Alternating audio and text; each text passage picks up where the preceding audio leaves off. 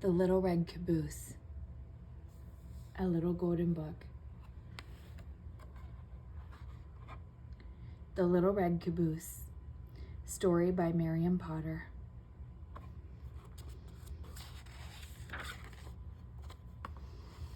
The little red caboose always came last.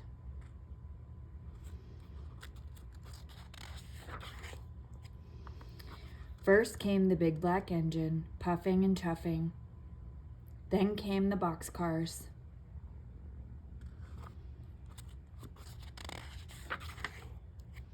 Then the oil cars. Then the coal cars.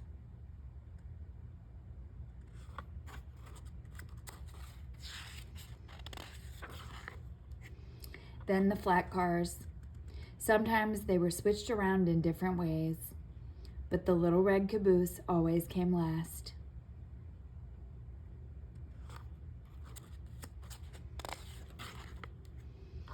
Boys and girls waved at the big black engine. They listened to the box cars and the oil cars and the coal cars and the flat cars go clickety-clack.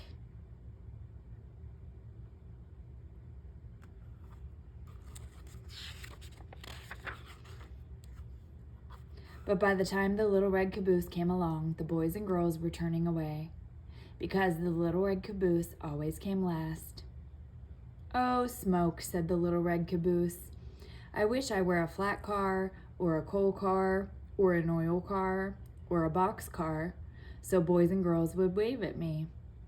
How I wish I were a big black engine, puffing and chuffing way up at the front of the train. But I'm just the little old red caboose. Nobody cares for me."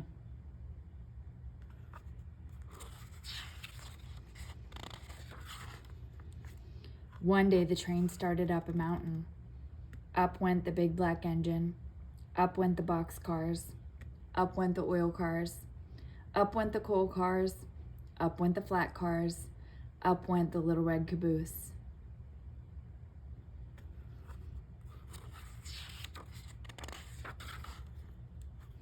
"Hang on tight, little caboose," called the flat car.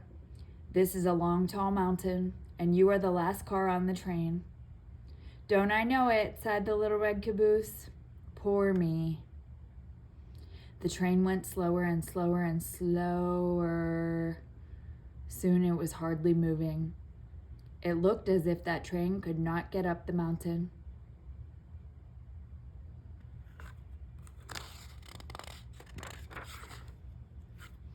"Look out, little caboose," called the flat car. "The train is starting to slip back down this long, tall mountain." "Not if I can help it," said the little red caboose. And he slammed on his brakes, and he held tight to the tracks, and he kept that train from sliding down the mountain.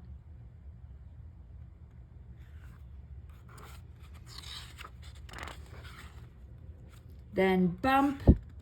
The little red caboose felt something push him from behind. It was two big black engines.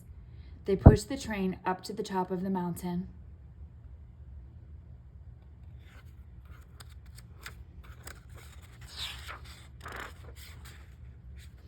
"We couldn't have done it," said the big black engines, "if it had not been for the little red caboose." Everyone cheered, and the little red caboose nearly burst with pride. Now children wave at the big black engine and at all the cars.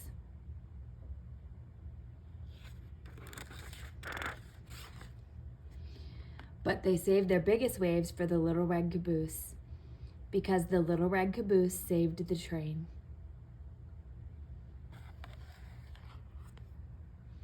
The end.